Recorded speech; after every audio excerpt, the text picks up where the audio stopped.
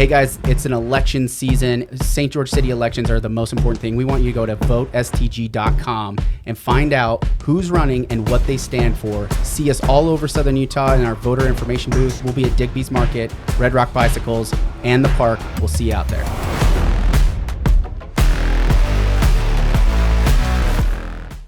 My game is who can think of a local business faster. Sounds like the lamest game now that I say it live, knowing that somebody's going to hear it. Sounds like a lame game. First home builder you think of? Go. Corey Anderson, Alcoa Construction. Ooh, wow. See, I figure Brandon. See, this is going to make the game not fun because I think Brandon's going to win every single time. Dentist. Well, because most of the Kevin Nyson. Shiz. Yeah, so most of the industries are in BNI. I'm not in BNI. I'm going to sit over here at Cache Valley Bank. Nice. I caught him sleeping. But who's the banker? Car dealership. Josh Williams. You just got Red Rock Auto Fashion. Auto Fashion? No, I said Josh Williams first. Red Rock That's Auto. a good one. Red Rock. You're not even taking your strategy. Jeff told me a strategy that he was going to use, and he hadn't even started. Red Rock anything. Red Rock Dental. Plumber. Chandler Tebbs, Red Rock Plumbing. Walker. Walker Plumbing. See? You don't even got one. You stole my strategy. I didn't mean to. Because it actually probably works. Mm-hmm. It probably works. Or Dixie. You just put Dixie in front of it. Roofing. Red Rock Roofing. Stout Roofing. I don't even think there's a Red Rock Roofing. Stout? Yeah, but I wouldn't even think that Dixie Roofing. I would pick Dixie Roofing. Stuart Awnings. Do they do roofing? I think they just do awnings. I don't know if they do roofing. Okay, so there's a partner of mine, and I want to get his auto detailing business because he just broke out on his own. He's doing his own thing. New Life Auto Detailing, St. George.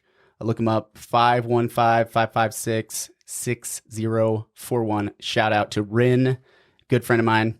Does he do boats? New Life Auto Detailing. I think he would do a boat. Ceramic coatings? Does he do ceramic coatings? I think if you go to his Facebook page, Jeff, if you look at his website, check that out. It's auto detailing. I think he's mainly like cars. I think he wants to do and focus on cars specifically. Cool. But I bet you if you said, "Hey, could you get into the boating market?" He'd probably be like, "Yeah, I'll do that." Sweet. So he's just getting the business going and working on his own. You know who would destroy that game? McCrae. He would destroy which game? Because I think we were just playing. We'll bring McCrae on for lightning round. Lightning round. McCrae. Yeah. If anyone in St. George can beat McCrae, we'd have to do a buzzer. We'd have to do a buzzer.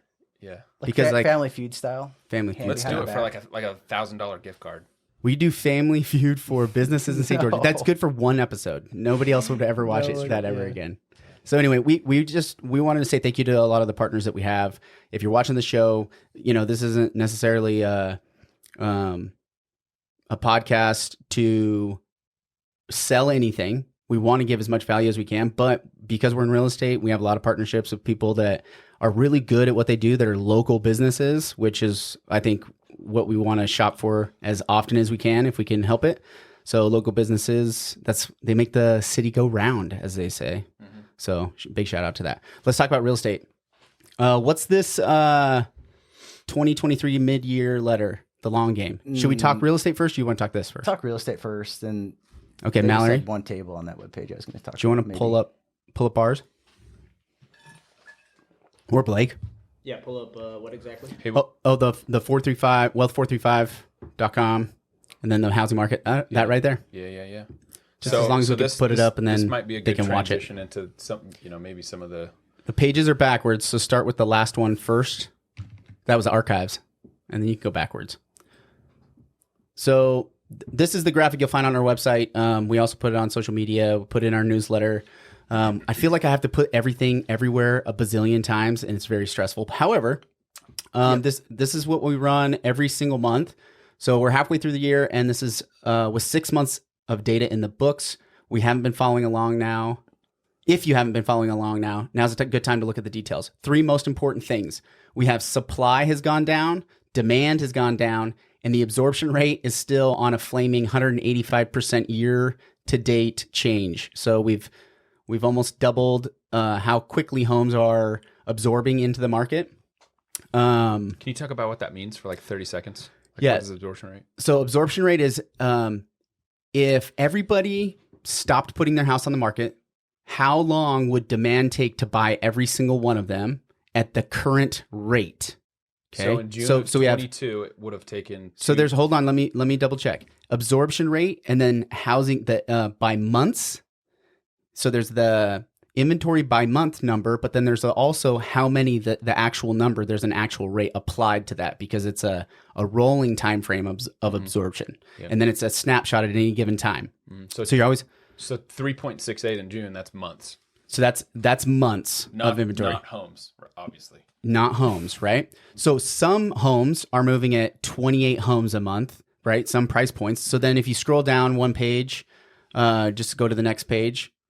This first graph is showing you what absorption rate is. So absorption rate months chart shows how long the current inventory of properties would last at the current rate of sales. So you can see it by price category. So every home has its own market. So a 2-story house and another 2-story house, that's a whole market. So all the 2-story homes in St. George are a market, right?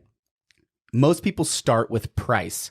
And because that graphic quality is horrible, it doesn't look great right there. However, if you look at the chart, it's broken into $100,000 price breaks up to $1 million, and then we go to $250,000 at a time, just because I was trying to keep over 100 homes of data in each one or more. So 100 homes or more of data over the last 6 months. Okay, so these are the last rolling 3-month calculations. So this really is like the most leading indicator of how well we're doing and where we're going, right? So if I'm looking at this and it's a 3-month calculation, I can kind of apply this to the next 3 months, right? It's like roughly this is what's going to happen. And if you look and follow us along every single month, you'll see that some months we're in a seller's market at higher price points, but for the most part, for the last 6 months of the year, we've been in a buyer's market above 700,000. Okay, so I think this is a great indicator on how to start and understand. So if you're a buyer, what am I looking at? You're like, okay, if I'm a buyer and I'm thinking about buying a house in this range, doesn't matter what the house is, in this range in Washington County, I can expect a buyer's market. Maybe I'm in a better negotiating position than I would be otherwise in these other price breaks. So you can see that it's interesting, 300 to 400,000, right? You're not in as hot of a market as 4 to 500,000, which is funny to me, but do you guys know why it's like that? What do you think? Here's my guess based on previous experience, very recent experience. HOAs. Every home under 400,000 has an HOA. Yep. And then once you go over 400,000, you start getting homes that you start mixing in homes that don't have HOAs. Yep. Yeah, that's a really interesting point. So it's a function of demand. Mm-hmm. Right? So supply and demand. Can I give a real world example on that? Yeah, perfect. So home listed 2 days ago in the afternoon, saw it pop up, got some first time home buyers. We went and looked at it immediately, put an offer in. They already had 3 offers on the first day. It hadn't even hit the hot sheet yet. Mm-hmm. So we make a good offer over asking price, give them a short response deadline. Home ends up with 7 different offers, 20,000 over asking, with the best offer had 50% down. Wow. Crazy. I mean, I literally felt like I was a buyer's agent in the middle of COVID. Right.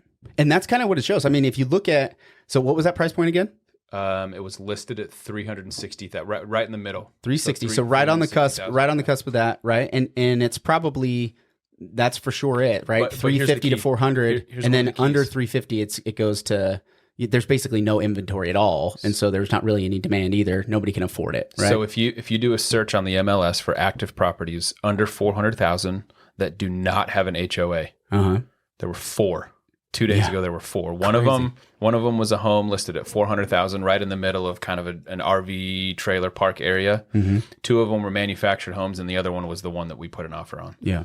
Well, and this, I will say this, even though there's only 4, the reason is because we just don't, the type of home that is doesn't exist in St. George. It just doesn't. The vast majority of homes hitting, just active supply hitting the market is over 500,000. Mm-hmm. That's just the vast majority of them. It goes 500 to 700,000 is the biggest block. And every new build is coming out of the ground for the vast majority of the new builds. they're $750,000 or more, right? There are some multifamily, there's some townhomes. DR Horton's doing a lot there, so there is inventory Carefree's coming. got some in Carefree's got some $500,000-$600,000. but you know, the short-term rental market has dried up, in my opinion. Some of it's moving, some of it's not, but that's a function of investors kind of on hold on the real estate side, or at least in St. George. Is that your perspective? For short-term rentals? For short-term rentals. The price just doesn't make sense. I don't know that we have enough time on this podcast to talk about my opinion on short-term rentals in St. George. Well, there you have it, folks. What's your 30-second overview? If you're going to own it because you want to use it and enjoy it, and the cash flow doesn't matter, Supplement some income, maybe? You know what? That's like an interesting way to have a second home, a vacation property or something. Yeah. As a pure investment, I think there's a lot better opportunities out there. So do you think people are still buying here, though? I haven't even looked at the specific short-term rental buy sell. We'll have to look that up, and maybe we'll do a follow-up. I mean, I got a client with one that he's been trying to sell for, 5 months? Yeah. And hasn't sold it.